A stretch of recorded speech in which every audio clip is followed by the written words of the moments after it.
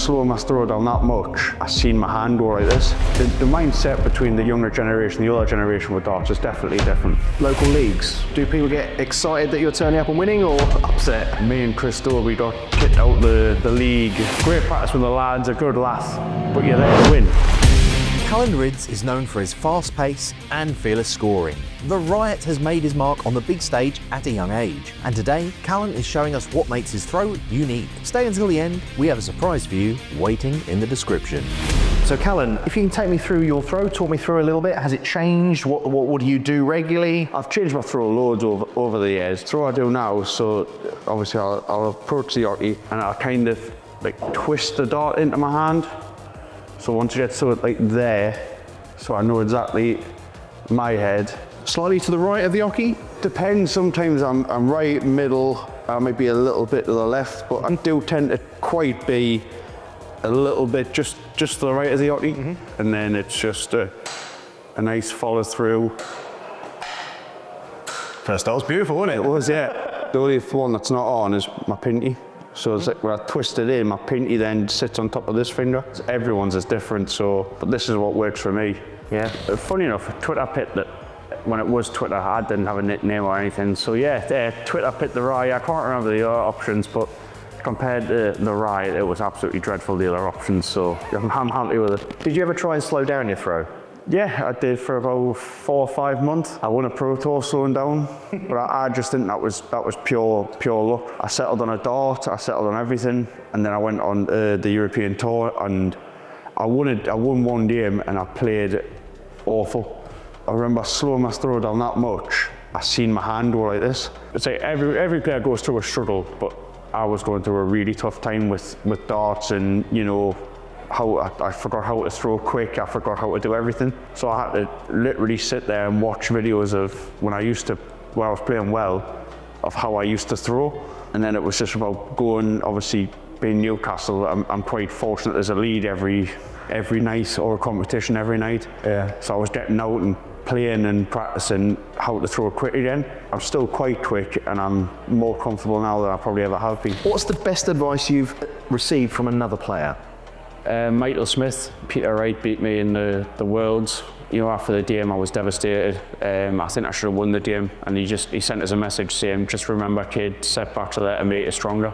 That's a bit of advice I've given to every young kid back in the Northeast in the academies and that. You mentioned there local leagues. Yeah. So do people get excited that you're turning up and winning, or upset? Me and Chris we got kicked out the league. Well, not the league, you're too good, but we weren't allowed to play competitions, which is when you go back to the question of when people get annoyed or whatever. Yeah. The only thing that annoyed me with that is when I got barred from playing in the competitions, I wasn't a professional. Right. I was on the tour, but I was on the tour through playing well on the Challenge Tour. So I only made a handful of Pro Tours, and their argument was I had a world ranking. So I love a Thursday night and a Friday night because I get to go out with friends I've played darts with for years. Yeah. That's the way I see it. It's great practice. It's a great practice with the lads, a good laugh, but you're there to win. Yeah. Which what I can respect about of a Thursday night and a Friday night is they're so respectful of you. You're just you. Yeah. They know me as Callan Rydz from when I was 14 when I started playing. They don't know us as just this, I'm professional or whatever. I'm just Callan. It's Callan who's pretty damn good. Sometimes, yeah. But it's like I see every team we go against, there's a lad that I've played darts with or against who I'd really get on with, so it's nice to have a catch up with them. Yeah. That's the way I love about playing local league. Oh, I don't know.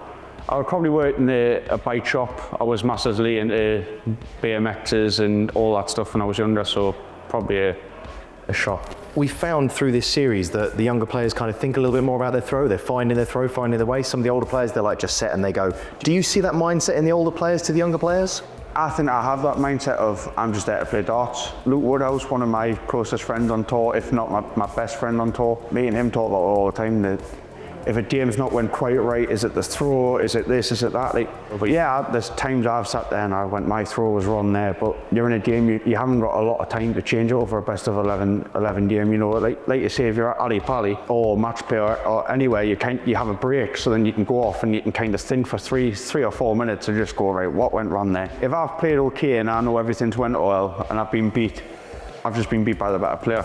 I do agree with it, like I think the younger players, some of them do take a lot more hooks, and look, I'll hold my hands up, I'm definitely one of them. I've definitely done it. But like the older players, you can see you can beat them, it's just a shake the hand, it's move on to the next day. And yeah, the mindset between the younger generation, the older generation with darts is definitely different. Play golf, very badly, but I play golf. I like hanging out with my friends, my family. You know, I've got 2 little sausage dogs back home, so I just like spending time with them because they just make us laugh. But yeah, when I'm not playing darts, I tend to play a lot of golf, getting out, walking around. Even if it's not golf, I try to get into the gym when I can, just to try work on fitness and all that ready for the dart. I always tap the oche. I don't know why, but I tap it, then obviously twist the dart. So you don't have what I call a prep, or like James Wade calls a set, where I kind of go like this, so I have like the first forward motion, but you kind of have it sort of sits in place. Practicing I can just go up and go like this. I've done it in a game sometimes and I've just kind of threw and I know it's not right. So that's why I do the whole, like the twist in. Yeah. So I know my wrist is set, my arm's perfect, and then it's just releasing them at the right time. My first one does sometimes I dip down a bit in my hand, but for me that's when it goes, the next 2 is just kind of, it's fluent. Yeah. There's a load of professionals and that are such a first dart merchant. Mm-hmm. So when the first one goes in, it's beautiful, it's perfect. Yeah. They can follow it. I'm definitely one of them. Yeah, yeah. But obviously with me being quite a quicker player compared to some of them, if my dart goes in a 5 and a 1, I tend to just switch straight away. Whereas if it goes in treble 20, I do, obviously we've seen it on TV, stages, I get annoyed if I don't hit a 140 or a 180, because I know in my head that is the dart I need to follow. You make it through to the Worlds, you realise you left your darts at home. Which pros darts do you pick up to play with? Anyone's. I would play with anyone's generally, and he can vouch for this. Luke Woodhouse, when I first really, me and him were practicing, I've had a 9 darter with mine dart. I went, I'll try to throw with yours, and then I missed double 12 with his, the first 9 darts. So yeah, I probably picked Luke's. So with my throw, tell me what you think as well. If there's any areas that I can improve.